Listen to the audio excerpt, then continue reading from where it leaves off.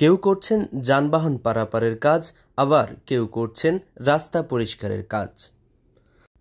বৈষম্য বিরোধী ছাত্র আন্দোলনের বিজয় অর্জনের পর বিভিন্ন জায়গায় সহিংসতার পরেই মঙ্গলবার বিকেলেই রায়পুর বাজারের পরিষ্কারের কাজে নামে ছাত্ররা। রায়পুর থানায় সহিংসতার পর থেকে পুলিশের অনুপস্থিতিতে ছাত্র সমাজ রাস্তার ট্রাফিক পরিচালনা এবং রাস্তাঘাট পরিষ্কারের দায়িত্ব পালন করছেন। আচ্ছা, আমরা যেহেতু আমাদের এই বর্তমান চলমান আন্দোলন যেটা ছাত্রদের কোটা আন্দোলন থেকেই শুরু করে এখন সরকার পতন পর্যন্ত শেষ, সো সেই ক্ষেত্রে আমরা বলবো আমাদের বিজয় উল্লাসটা যেমন ছিল আমরা স্বাভাবিক ছিলাম, বাট আমাদের নাম ব্যবহার করে অনেকে অনেক ক্ষয়ক্ষতি করেছে। সেই ক্ষয়ক্ষতিটা যেহেতু আমাদের ছাত্রদের দায় নিতে হবে, সেই দায়বদ্ধতা থেকে আমরা আমাদের এই যে প্রিয় রায়পুর শহরকে পরিষ্কার পরিচ্ছন্ন করার চেষ্টা করতেছি।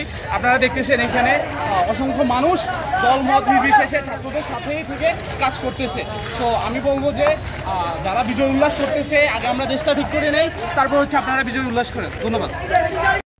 দেশের প্রতি ভালোবাসা রেখেই ছাত্রদের সাথে যোগ দিয়েছেন স্থানীয় কিছু সাধারণ জনতা।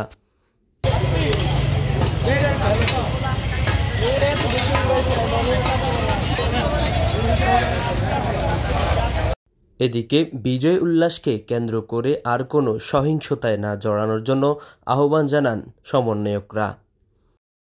সহিংসতার কারণে রায়পুর বাজার সহ যে সমস্ত জায়গায় আবর্জনা তৈরি হয়েছে সেই আবর্জনাগুলো দ্রুত পরিষ্কার করার আহ্বান জানান সাধারণ শিক্ষার্থীরা। সকল ছাত্র এবং জনতাকে দেশের প্রতি ভালোবাসা রেখে দেশকে সংস্কার করার আহ্বান জানিয়েছেন সমন্বয়ক ও শিক্ষার্থীবৃন্দ।